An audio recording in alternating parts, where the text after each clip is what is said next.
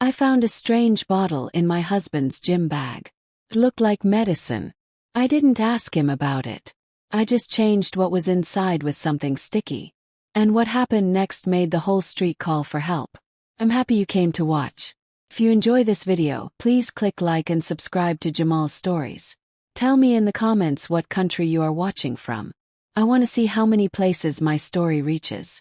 I was cleaning the bathroom. The house felt quiet, like nobody lived there. That kind of quiet that makes you feel alone. The mirror my father gave me for my birthday hung on the wall. Every time I looked at it, I felt sad about things I didn't understand yet. My husband Marcus had come home from his gym workout. He looked tired and worried, like he was carrying a heavy bag full of secrets. His shirt was dirty and wet. He threw his shoes near the door and fell onto the couch like a tired dog. He didn't take a shower. A smell came from his clothes. It was a sweet smell like flowers. But it wasn't my flower soap. It was different, strange, like someone else's smell in my house. A little later, Marcus started making loud sleeping sounds. The sounds that used to make me feel safe now made me angry. I got up slowly and started picking up his things from the floor.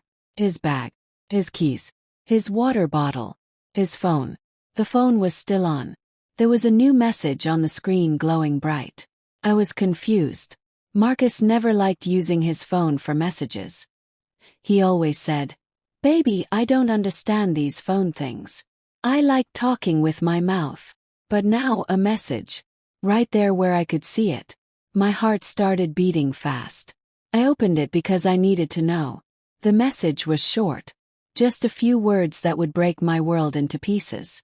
"Tonight was so good, Daddy." Then there was a red heart. The word Daddy made my stomach hurt. I stopped moving like someone threw cold water on me. Teddy. Who was calling him that? And why did they sound so happy? I moved my finger down on the phone. My hand was shaking like a leaf, looking for more messages. But there was nothing else. Just a strange email name with letters and numbers that didn't make sense. A cold feeling went through my body. Not because I was cold, but because I was scared. Really scared. It felt like finding a door in my house I never knew was there. A door to a room with bad things inside. I looked at the bedroom. Marcus turned over in his sleep, making more loud sounds.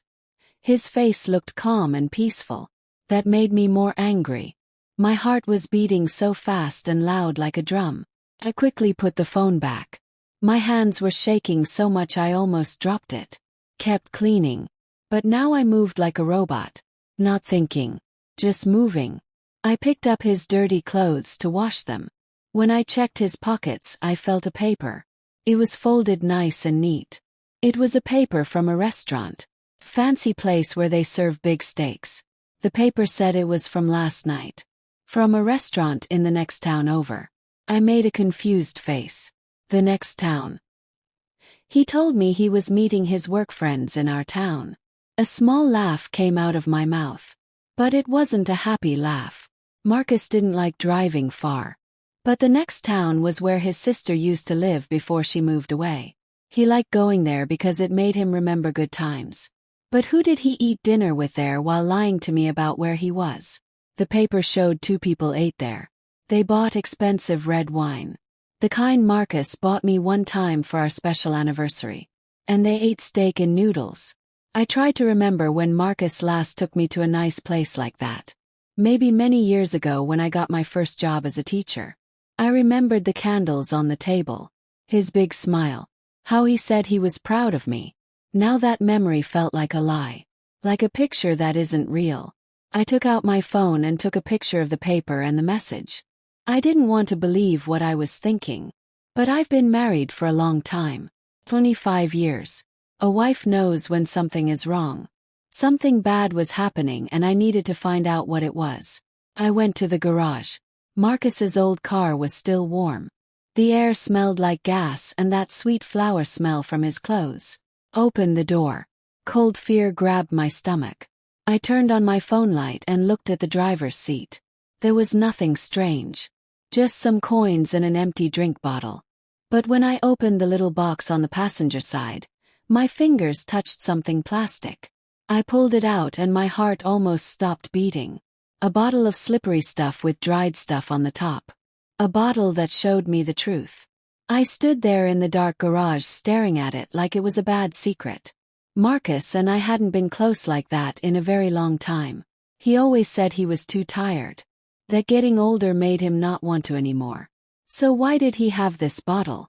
The question kept asking itself in my head, each time making me feel worse. I felt frozen, but I kept my mind clear. Something inside me said to be smart. I put it back exactly where I found it. I wiped my hands with a tissue, rubbing them hard like I was trying to clean off the bad feelings. Kept looking more carefully now. Under the back seat, I found some napkins covered in that sweet flower smell. Not a man's smell and not my soft rose smell. The smell was loud and rude, like someone yelling in my quiet garage. I took pictures of everything. The bottle. The napkins. Like the pictures could catch the smell too. I closed the car and went back inside. The heavy feeling of what I found pushed down on me. Heavier than any bag of groceries I ever carried. I sat at the kitchen table. My hands wouldn't stop shaking as I picked up Marcus's phone again. By now I was almost sure he was cheating. I checked his messages, but there were only work talks. Boring and dry like sand. His message box was empty except for that one strange message. I checked other places in the phone. Nothing. Everything was too clean. Too perfect. Like he erased everything to hide what he was doing. A liar who knew how to cover his tracks, I thought angrily. My anger was now a cold hard ball in my chest. And a new feeling started growing inside me. I needed to know the truth. I needed to show everyone the lie no matter what happened. The next morning when the sun came up, I was already awake. A ghost in my own house. The picture of the bottle, the restaurant paper, and that message kept spinning in my head. Like a scary ride that wouldn't stop. I stood in the kitchen. My hands were busy making breakfast, but my mind was going crazy with thoughts. I made simple food. Bread. And black coffee that Marcus liked. I barely slept at all last night. Marcus came down looking sleepy. His hair was messy and his eyes looked tired. He sat at the table and picked up his coffee cup. He drank some and put it down with coffee still in it. "I have a big meeting today," he said in a rough voice without looking at my eyes. A lie he said many times before. "I'll probably be home late." He was so good at lying, I thought. The easy lies, calm voice, made my blood feel cold. I nodded and smiled even though I wanted to scream. "Where is the meeting?" "With who?" "In the next town again." But I held my anger inside like a fire I couldn't show and just said, "Okay, be safe." He got up and patted my shoulder lightly. Felt like he barely cared. Then he left.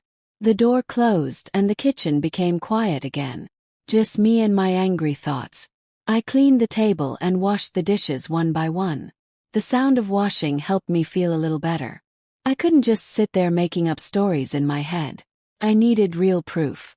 I picked up my phone and looked for the number for Miss Jackson, a friend from many years ago who helped me when I first started teaching.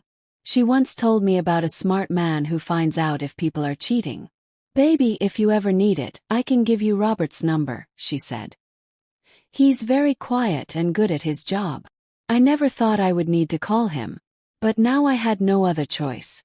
Called her number. My voice was shaking. Each ring felt like my heart beating. "Hello, Miss Jackson. Can you help me talk to Robert? I need him."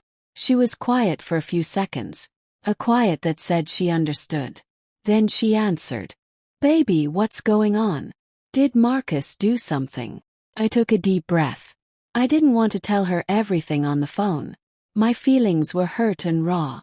"I just need to know the truth. Can you help me?" Miss Jackson didn't ask more questions. She agreed right away. An hour later, I got a message from Robert asking me to meet him at noon at a small coffee shop in town. "Don't worry. I will help you," he wrote. The message was short, but it made me feel a little better. Like someone threw me a rope when I was drowning. At noon I went to the coffee shop. A tiny place with old wooden tables. The smell of fresh coffee filled the air. A smell that usually made me happy but today felt strange.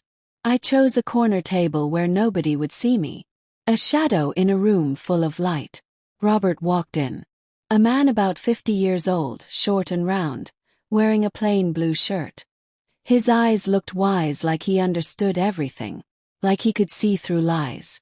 I gave him a small computer stick with the pictures I took, the strange message, the restaurant paper, a bottle, and the napkins. "This is all I have," I said. My voice was shaky. "I'm not sure, but I think my husband is cheating on me." The words tasted like ashes in my mouth.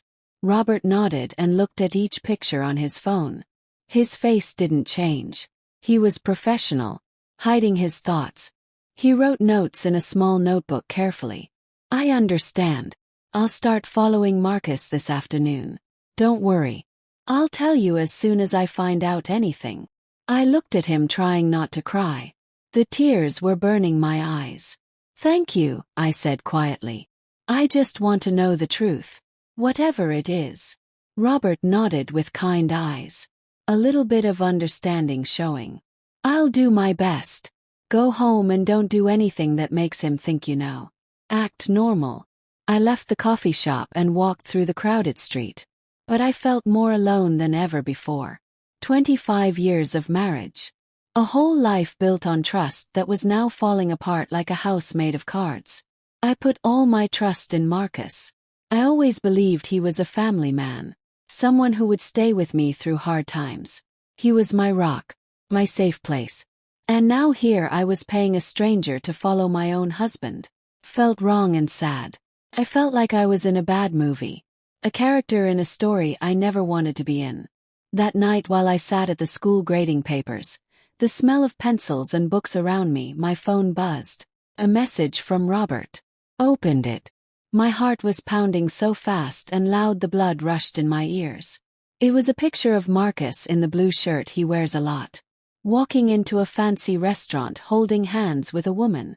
I made the picture bigger with my fingers and my heart stopped. It was Keisha, my daughter-in-law, my son's wife. She was wearing a tight red dress with lots of makeup, bright red lipstick. Her hair was down and pretty. They didn't look like father-in-law and daughter-in-law. They looked like boyfriend and girlfriend. Their bodies were turned toward each other, like they shared a secret. Fell back in my chair, my hand shaking as I held the phone. Keisha. How could this be real? At family dinners, she and Marcus always acted like they didn't like each other much. They barely talked. I now understood it was all fake. A show for me to watch. They acted too well in front of me. In front of Jerome. In front of the whole neighborhood. Felt like a fool. A blind wife betrayed by two liars right in front of my eyes. Robert sent more pictures. In one picture they sat at a corner table. The table had candles and flowers on it. Keisha was leaning toward him smiling. Marcus was touching his glass to hers with a look in his eyes that was too gentle. I saw the picture and felt crushing pain in my chest. In 25 years, Marcus never looked at me like that. Not even when we were young. When I was that girl from the small town with long braids and a big smile. He looked at me that way once. A look of real love. Love I thought was mine. Now it was hers. In the middle of the night, a video came from Robert. The clock said 2 in the morning. I put on my headphones, trying to keep the secret quiet. Press play. My hands were so shaky I almost dropped the phone. In the video, Keisha leaned close to Marcus's ear, whispering something that made him laugh really loud. A sound I didn't know anymore. Her voice sounded sweet. Her eyes were shining under the restaurant lights. Then they got up to leave. Marcus opened the car door for her like she was a queen and he was her king. I played the video again and again, hurting myself on purpose. Each time felt like another knife in my heart. Keisha, my daughter-in-law, the woman I treated like my own daughter, who I taught how to make my special sweet potato pie. And Marcus, the man I gave my whole life to, who I built a family with. What were they doing behind my back? Behind my son Jerome's back. The questions came like a big wave trying to drown me. I saved all the pictures and the video to a computer stick, writing down every detail.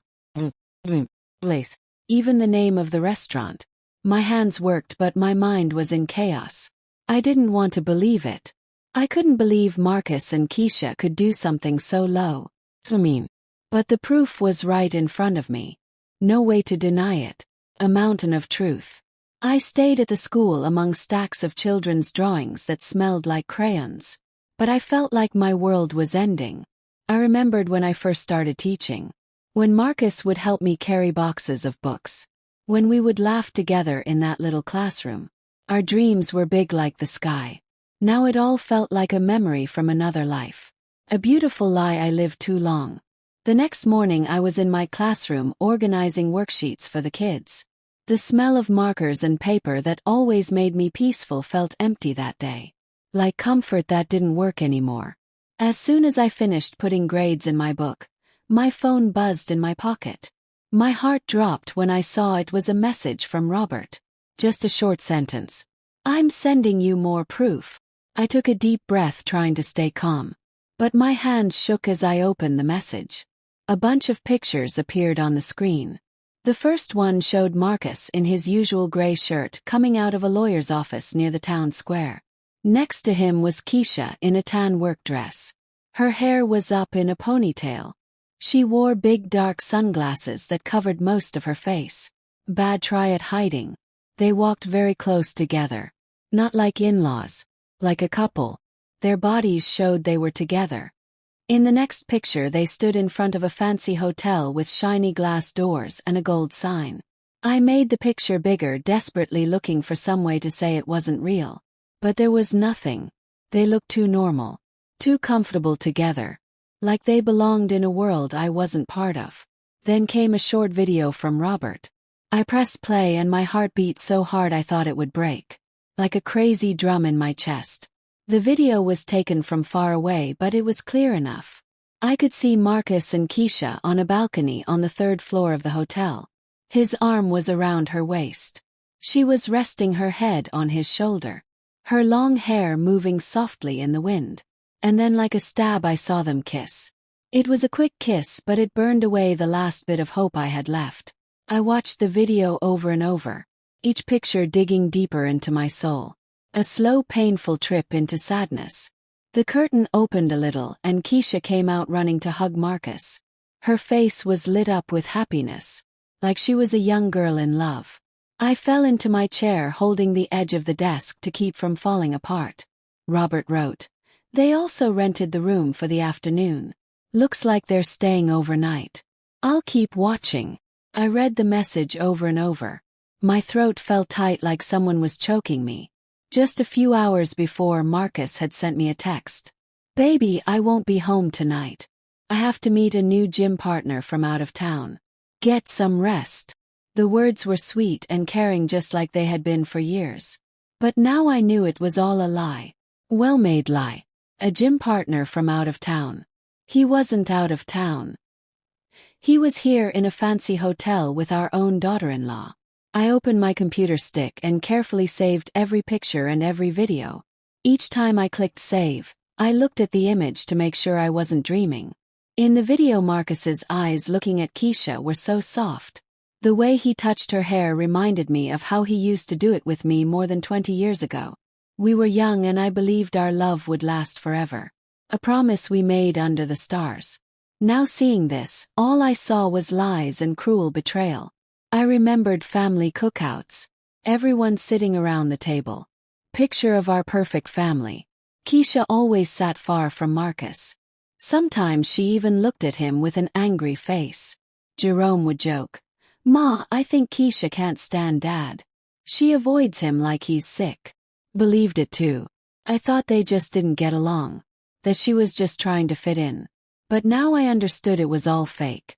Carefully practiced dance of lies. They acted too good in front of me. In front of Jerome. In front of the whole neighborhood. Felt like a fool. A blind wife betrayed by two liars right in front of my eyes. People walked by on the street not knowing what was happening on that hotel balcony. But Robert had caught the perfect moment. Like a hunter catching his target. Picture of my real life. I wrote back to him. "Thank you. Please keep watching. I need to know everything." He answered quickly. "I will." Stay calm. That night I came back to the house that had been my home with Marcus. Felt strange now. Place of ghosts and lies. I opened my dresser drawer and took out a big envelope. My hands moved with hard determination. I printed all the proof. Pictures of Marcus and Keisha leaving the lawyer's office. Pictures of them going into the hotel. Pictures of them on the balcony. Every part of the video. I arranged them carefully. Sealed the envelope and hid it at the bottom of the drawer under old family photos. I looked at a picture of the four of us. Marcus, Keisha, Jerome, me. At Jerome's graduation party a few years ago. Keisha was smiling, hugging Jerome tight. Marcus stood beside me with his arm on my shoulder, looking proud. Now looking at it, all I wanted was to rip it into tiny pieces. To tear their smiling faces from my life. The next morning, just before the sun came up, I heard the front door open slowly. Marcus stumbled in, smelling like beer. The gym partner was really tough, baby, he complained in a scratchy voice. His eyes were red like he'd been up all night. I had to drink a lot. I'm so tired. I was in the kitchen with a glass of water in my hand watching him act. My blood felt like ice. Rest, I said calmly like always. The voice of a wife who didn't know. You have work tomorrow. He nodded and patted my shoulder like nothing happened. Then he dragged himself to the bedroom. Minutes later he was making loud sleeping sounds. Like he never cheated on me. Like he never went to a hotel with our own daughter-in-law. When I was sure Marcus was asleep, my phone buzzed. It was a call from Robert. His voice was quiet, almost a whisper, like he was scared someone would hear him. I recorded their talk in the hotel parking lot. I used special listening tools. They didn't even know. I'm sending it to you now. My heart beat hard, but I just said, "Thank you, Robert. Send me the file." Minutes later a sound file appeared in my messages.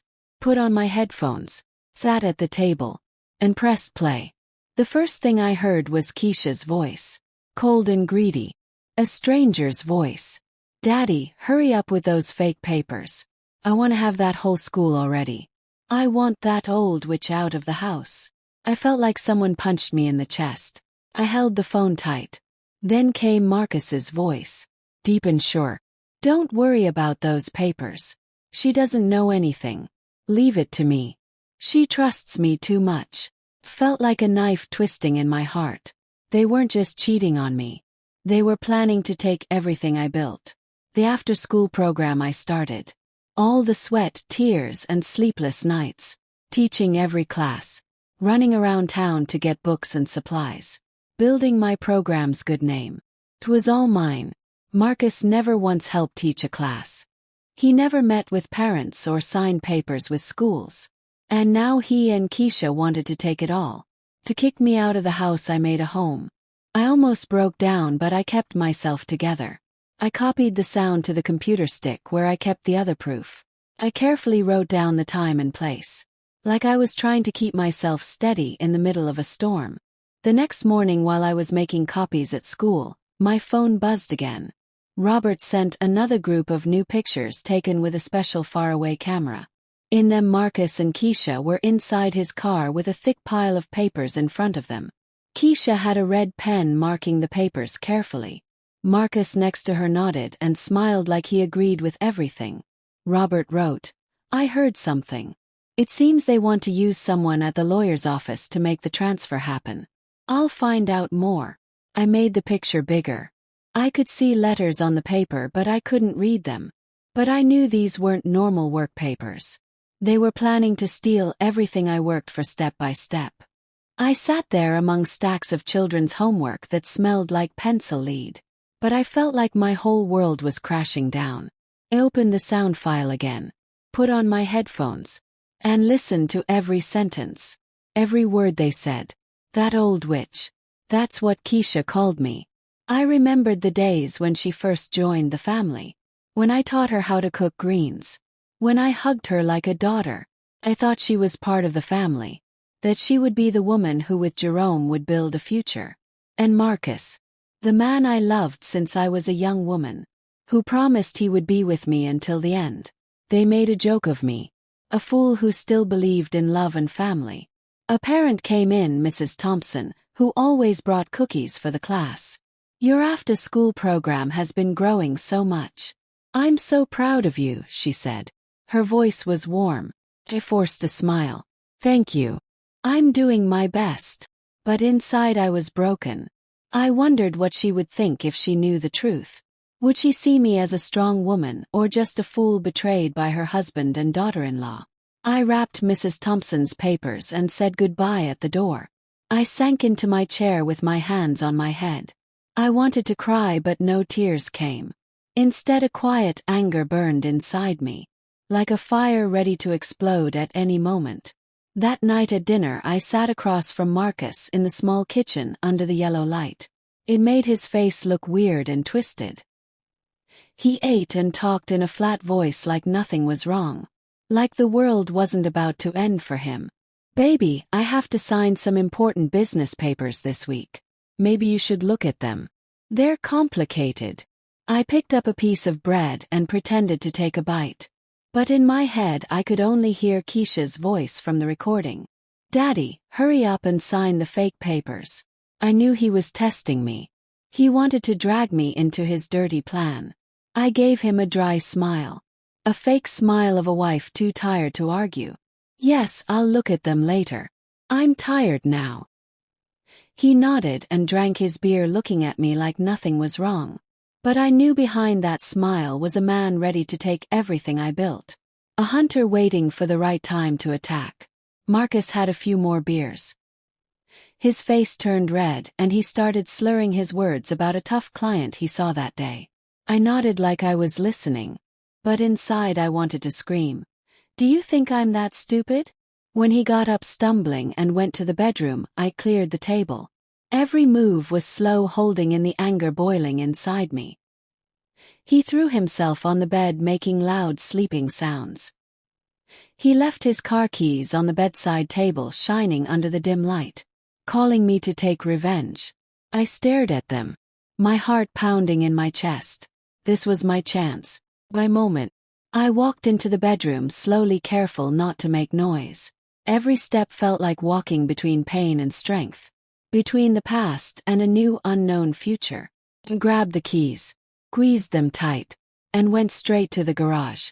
The night was quiet and still, like the world was holding its breath. All I could hear were bugs outside making their nighttime sounds, a soundtrack to my quiet fury. I turned on my phone's light. The weak light showed Marcus's old car, a silent partner in his betrayal. Opened the door. The smell of gas was there, mixed with that strange sweet smell. I opened the little box between the seats. And there it was. The bottle with a loose cap and dried stuff on the edge. A monument to their cheating. I held it in my hand, feeling like I was holding a dirty secret. It was clear they had used it again. Proof that Marcus and Keisha were still playing their secret game. Their twisted little dance. I took the bottle to the kitchen, placed it on the counter, and washed my hands with lemon soap. I scrubbed them good, like I was trying to erase every bit of the betrayal I touched. The fresh smell didn't calm my anger, but it helped me stay focused. I opened the tool drawer and took out a tube of clear, strong glue. The same kind I once used to fix a broken desk at school. It was a tool of my work, now a weapon of my revenge. I carefully opened the cap of the bottle and filled it with the glue, drop by drop until it was completely full. I wiped the top, shook it gently to mix it, and tested it a little. Came out smoothly, just like the original stuff. If you just looked at it, nobody would know the difference. I smiled a little, even though a hurricane was raging inside me. This wasn't a game. It was the first step to getting justice. I put the bottle back in the little box, fixed the mat and the seat just like they were, like nobody touched anything. Then I closed the car. I opened the trunk to check. There were only crumpled bags, an empty drink bottle, and an unused protection wrapper lying in a corner. My heart jumped, but I wasn't surprised anymore. I took pictures with my phone, adding them to the growing pile of proof. Each picture was another piece. A reminder that I couldn't let Marcus and Keisha get away with their lies. Back in the house, I put the keys back where they were. next to Marcus's alarm clock. I grabbed an old magazine and sat on the living room couch pretending to read. The dim light fell on the pages, but I couldn't read a word. My head was spinning. Thought of Jerome, my son who believed he was living happily with Keisha, not knowing the truth. How could I tell him his wife and his own father were betraying us? I thought of the after-school program, of the 25 years of work and sleepless nights, of all the fights with Marcus to protect my dream. He never really understood it, but I trusted that he supported me. Now I knew he was just waiting for the right moment to take everything. An hour later, Marcus woke up and stumbled into the kitchen for water. He saw the keys on the counter and didn't think anything was wrong. "Still not sleeping, baby?" he asked in a sleepy voice. Smiled. "No, just reading a bit. Finish your water and go back to bed." He nodded, drank, and went back to the bedroom, sleeping immediately. I looked at him like he was a stranger. This man who once promised to be with me until the end was now planning to destroy what I loved most. But he didn't know I had already started fighting back. Dawn, I got up. The sunlight was slowly coming through the school window. I was in the staff room organizing worksheets and preparing handouts for a big parent meeting. I pressed the papers with all my might, putting my anger into every movement. When I got home for breakfast, I worked hard to keep a calm face. Marcus was already up with a cup of black coffee in his hand. I served him eggs and toast. "Marcus," I said calmly, "I have to travel to the next state tomorrow to meet a new school partner. I'll be home late. Can you handle dinner?" I watched him from the corner of my eye. He looked up surprised, but in his eyes something was shining. Not worry. Relief. "A big meeting?" he asked, taking my hand with fake tenderness. "Don't worry. Go ahead. I'll handle it." But that shine in his eyes, that small curve of his lips, like weight was lifted. It stabbed my chest. He wanted me to leave, and I knew exactly why. I smiled and nodded. "Thanks. I'll call you if I get back late." He took another sip of coffee. Then he got up, saying he had to get to work early. As he left, I saw he left his phone on the table. The screen lit up with a missed call. The name that showed was KT. I frowned. My heart pounded. Keisha Thomas. I was sure it was her. Before I could touch the phone, Marcus came back, grabbed it in a hurry, and turned off the screen in front of me. "I forgot it," he mumbled with a forced smile. And he was gone. I stood there watching the door close, feeling like someone slapped me. He wasn't even trying to hide it anymore. That day I worked like a robot, delivering papers, meeting parents, smiling at everyone. But my mind was only focused on Marcus and Keisha. I couldn't let them continue their fake show behind my back and Jerome's. I needed more proof. To hear from their own mouths what they said when they thought nobody was listening.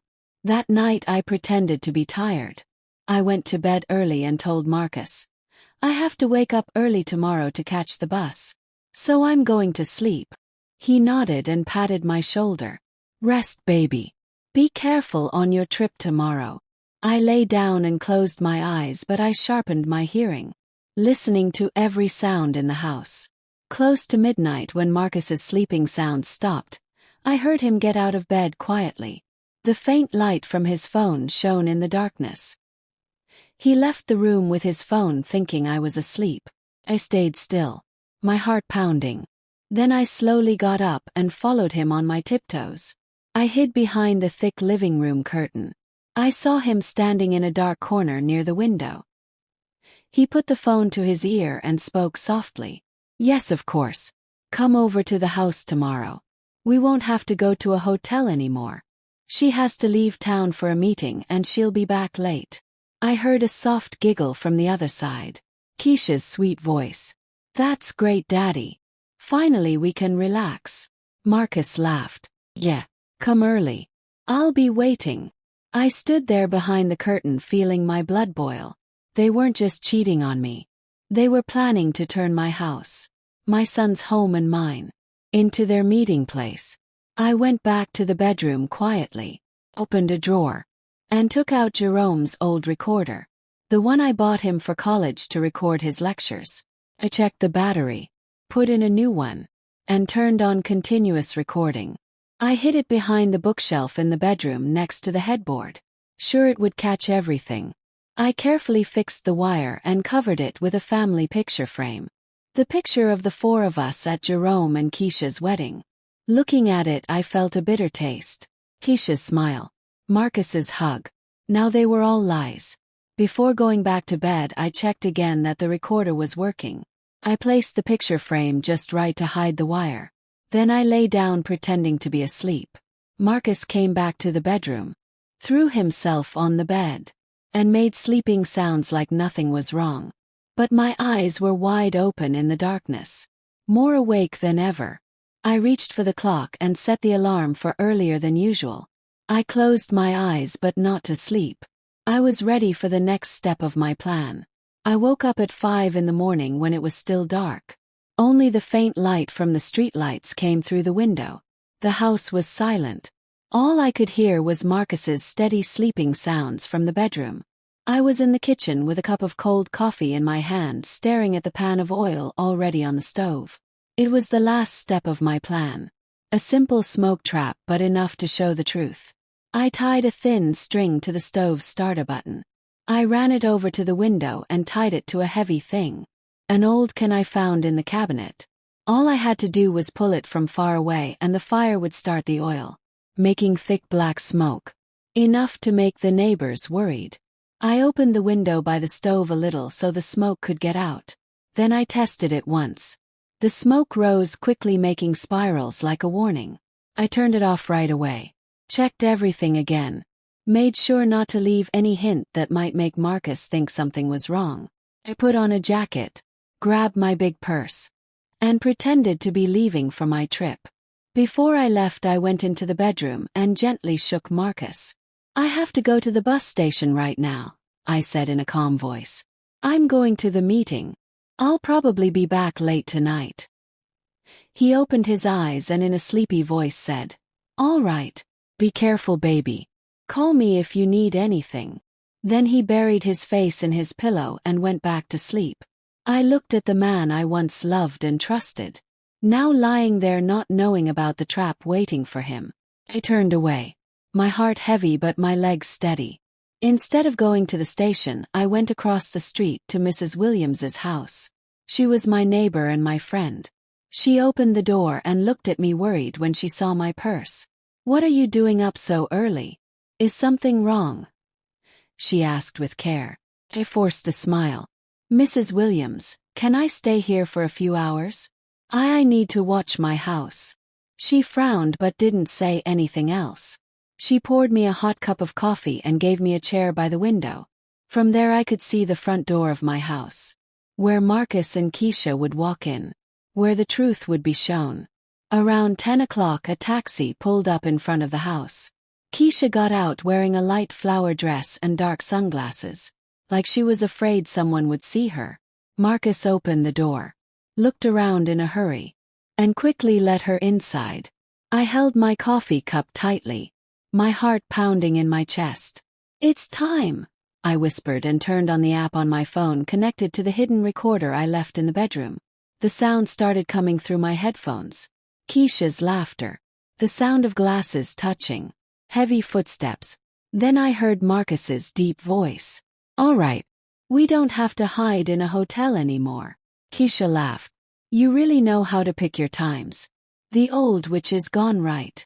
I bit my lips, holding back the anger as I listened to her call me the old witch with so much hate. Then the bed started to make noises along with other sounds I didn't want to keep listening to.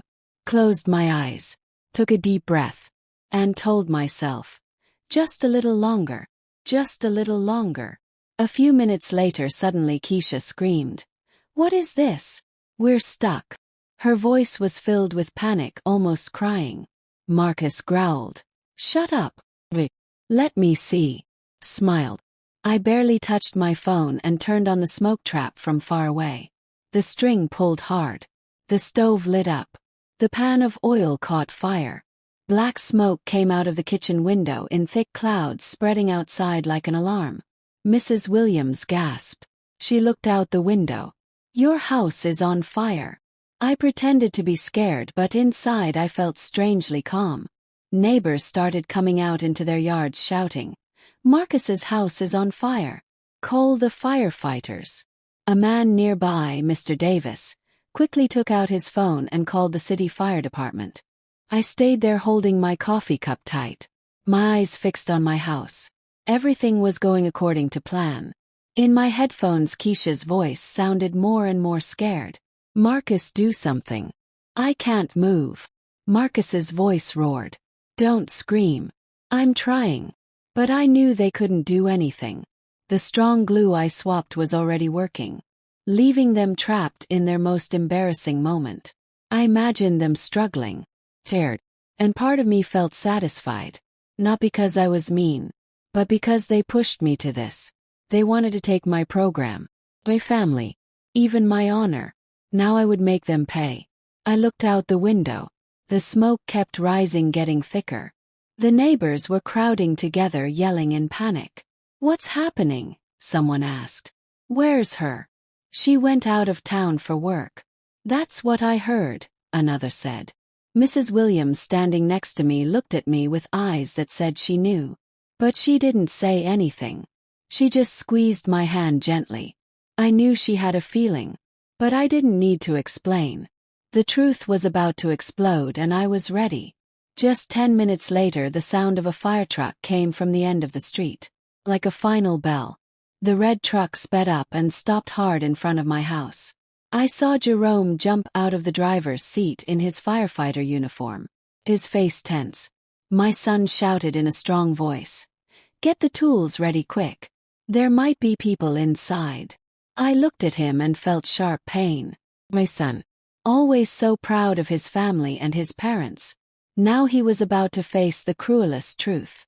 I wanted to run and hug him and say, I'm sorry, Jerome. But I had no other choice. I stayed still, letting everything happen.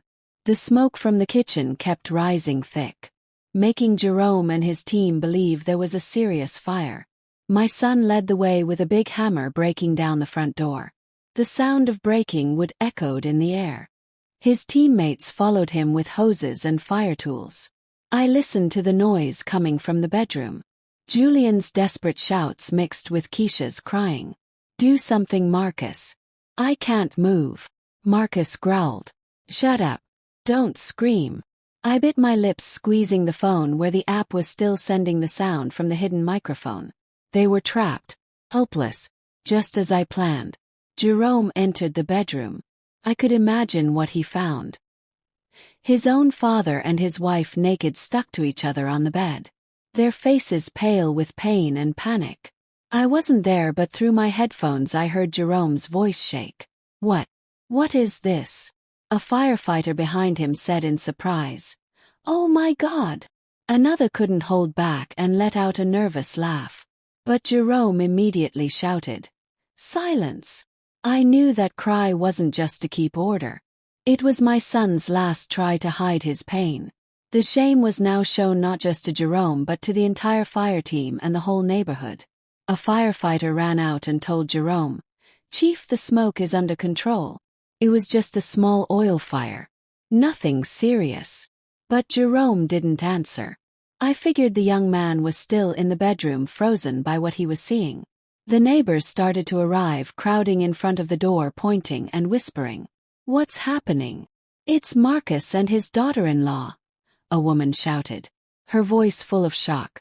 Oh my God! How could this happen? Another said. Mrs. Williams, standing next to me, took out her phone and quietly started recording, moving the camera closer to Marcus and Keisha, who were twisting in bed, their faces twisted with pain. She looked at me with eyes full of pity and anger. You knew about this, didn't you? I didn't answer.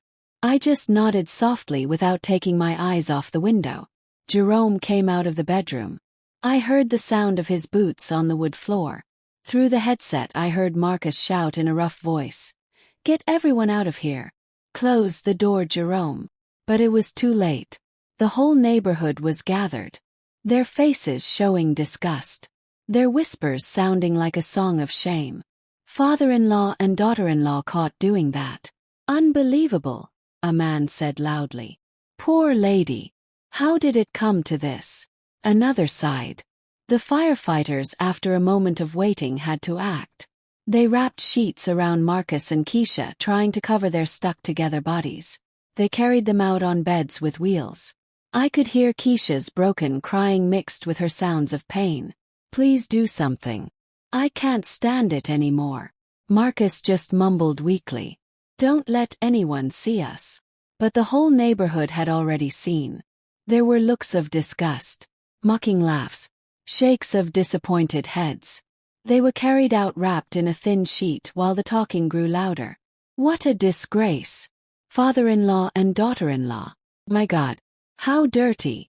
The crowd was still gathered at the door when the ambulance left with its siren loud. Among the voices I heard bursts of laughter. What a show, shouted Mr. Davis. I can't believe there are two people so shameless in this world. An old woman shook her head and whispered to the person next to her. Poor woman. I stood among the people pretending to be surprised. Like I just ran there from the bus station. Jerome stood still in the yard. His arms hanging. His face pale like a ghost. His teammates avoided looking at him and quietly gathered their tools.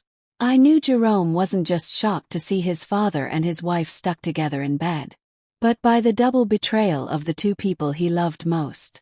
I wanted to run and hug him, to tell him I was sorry for letting him see something like that. But I held back and walked behind Mrs. Williams, who quietly came with me to the hospital. We sat in the third-floor hallway waiting. I kept the worried look of a wife who just found out her house had been on fire. Hours later a doctor came out. Sweat on his forehead. He looked at me and spoke in a low voice. We managed to separate them. Luckily there was no serious damage. They just need some skin cream. I nodded, pretending to be relieved, while my fingers secretly touched my purse where I had hidden 2 tubes of thick hot pepper cream I prepared. Thank you, doctor, I said, my voice shaking to hide my plans. Can I see them? He nodded and took me to the nurse's desk. They gave me 2 tubes of cream. The nurse, a young woman, looked at me with compassion. Ma'am, this is a very difficult situation. I'm so sorry. I gave a weak smile. The moment she turned around, I swapped the tubes for the hot pepper cream I had in my purse. My hands moved quickly and confidently, like I practiced it hundreds of times in my head. I entered the hospital room with a tube of pepper cream in my hand, pretending to be worried. Marcus. Keisha. Are you okay? Keisha was in bed. Her hair a mess. Her eyes red. Unable to look at me. Marcus, still pale, mumbled, Baby, I can explain. But I didn't let him continue. I placed the tube of pepper cream on the table next to the bed and left. Minutes later, a terrible scream came from the room. Keisha was covering her face, crying. It burns. My skin is on fire. Marcus was twisting in bed, cursing. What is this? Who did this? The entire hallway was in chaos. Patients and family members came out to look. An old woman whispered to her son. It's them. The couple from the video this morning on the internet. The father-in-law with the daughter-in-law. What a disgrace. Another added. They deserve it. The doctor ran into the room asking the nurses to clean their skin and put on a fixing cream. But the shame of Marcus and Keisha was already public. Impossible to stop. Mrs. Williams's video of them being carried out on beds had spread throughout the neighborhood and on the internet. I was in the hallway listening to the whispers, feeling like the whole world was watching the downfall of those 2 traitors. When the crowd left, Jerome entered the room with a thick folder in his hand. I had called him as soon as the ambulance left, asking him to get the envelope with the proof I saved in the drawer, and the 2 divorce papers I had ready. He handed me the folder, his eyes empty. Without saying a word, opened it, took out the papers, and placed them on the table in front of Marcus and Keisha. I looked at him directly in the eyes, my voice cold but strong. 25 years of marriage end here. Sign these and then do whatever you want as long as you disappear from my son's life and mine. Keisha broke down crying, looking at Jerome. Honey, forgive me. I made a mistake. Please. Beg you. Forgive me. But Jerome just looked at her, his eyes as hard as stone, and left without saying a word. Marcus tried to grab my hand, his voice shaking. Baby, listen to me. I didn't want this. I pulled away, cutting him off. Don't say anything else, Marcus. You chose this path. He yelled desperately. Baby, please. But the nurse came in and warned. Be quiet. This is a hospital. I turned and walked away without looking back. In the hallway, I saw Jerome leaning against the wall, his head in his hands. I walked over and put my hand on his shoulder. But he didn't lift his face. Ma, he whispered, his voice broken. Why did it have to be Dad? Why her? I didn't answer. I just hugged him tightly, sharing his pain with my own. In that moment, I knew Marcus and Keisha had lost everything. Their honor, their marriage, even their dirty plan. But Jerome and I had also lost a family. I only hoped that with time we would find peace. A few weeks after the scandal, my after-school program was busier than ever. The little bell on the door wouldn't stop ringing. Parents came in and out with smiles and kind words. You are so strong, Mrs. Williams said, holding a bag of art supplies. The whole neighborhood is proud of you for how you defended your program in the middle of all that mess. I smiled and thanked her. People supported me. They called me a strong woman. But only I knew that strength came from the broken pieces of my heart. Every time I looked at the classroom where I worked with sweat and tears for 25 years, I remembered Marcus and Keisha, who wanted to take everything from me but failed. And I'm still here, with my program, with Jerome, and with a new life. Jerome moved in with me right after that day. He didn't talk much about what happened, but I noticed the change. He wasn't the cheerful, always laughing Jerome he used to be. His eyes now looked deep, like they carried a wound that wouldn't heal. Ma, I want to stay here for a while, he told me the first night as he came in with his suitcase. I'm going to help you run the program, talk to parents, whatever you need. I hugged him.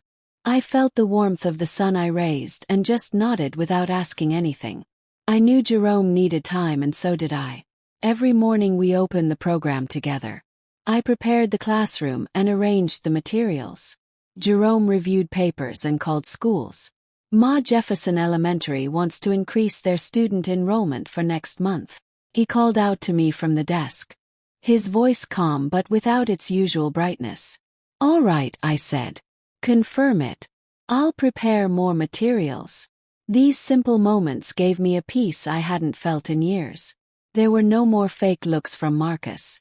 No more sweet and calculating voice from Keisha. It was just Jerome and me taking care of what we still had. Dinners were just the two of us now. We sat face to face in the small kitchen eating simple meals. Sometimes rice with chicken and vegetables. Sometimes just sandwiches with juice. Ma, can you make me some sweet potato pie this weekend? He asked me one night with a faint smile. The first I'd seen since the scandal. All right, I said, relieved. But you have to help me make the crust. He nodded. And in that moment I felt we were slowly but surely recovering. I started making time for myself, something I almost never did in 25 years. I joined a book club at the library where women my age shared stories and talked about their lives. You have the best recommendations, a woman told me, laughing when I brought a book I loved. I replied, smiling. It's something I learned back home.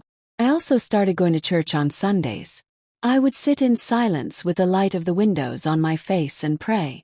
Not for Marcus or Keisha, but for Jerome. For myself. So we would find the strength to move forward.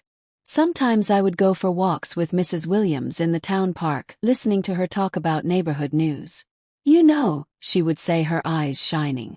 Everyone is still talking about Marcus and Keisha, but they say you're the one who won.